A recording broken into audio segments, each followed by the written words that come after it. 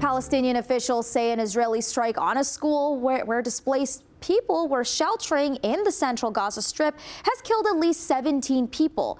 According to hospital records, 13 of them were children and 3 were women. The strike came as U.S. Secretary of State Antony Blinken said Israel had accomplished its objective of effectively dismantling Hamas and that ceasefire negotiations would resume in the coming days.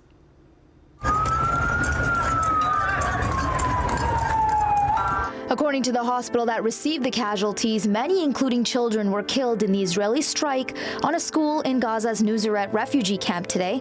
Another 42 were injured.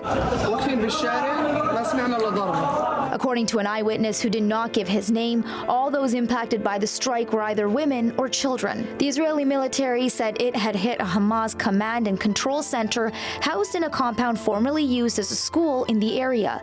Prior to the strike, the military said it took numerous steps to mitigate the risk of harming civilians. The director of a hospital in northern Gaza's Jabalia warned that the medical facility would soon turn into a mass grave if an Israel siege imposed on the region does not end soon. He says their supply is at zero and they don't have blood bags for the wounded.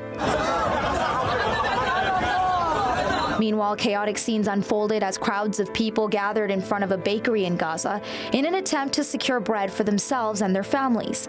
It was all due to a lack of flour supply.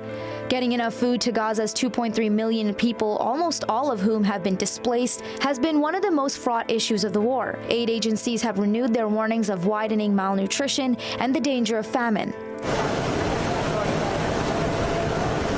U.S. Secretary of State Antony Blinken arrived in Qatar today, his first trip to the country since Israel killed Hamas leader Yahya Sinwar, its most wanted enemy. All I can tell you is what I said earlier and what the Prime Minister noted is that we do anticipate that the negotiators will be getting together in the coming days. And again, what we really have to determine is whether Hamas is prepared to engage. And I believe that we'll be able to do that starting in the coming days. Blinken declined to say who would be present at the Doha talks, but said Washington was talking to both Qatari and Egyptian mediators about different options for restarting the talks.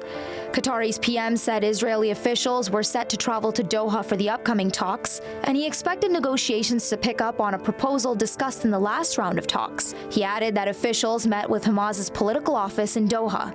We've been in engagement with the representative from the political office in Doha.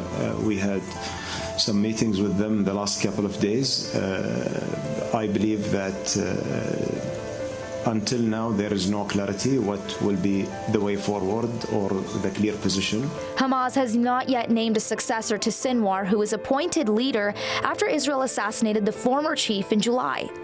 Qatari's PM also adding that Egypt is separately engaged in discussions with Hamas, and he hopes those talks will yield something positive.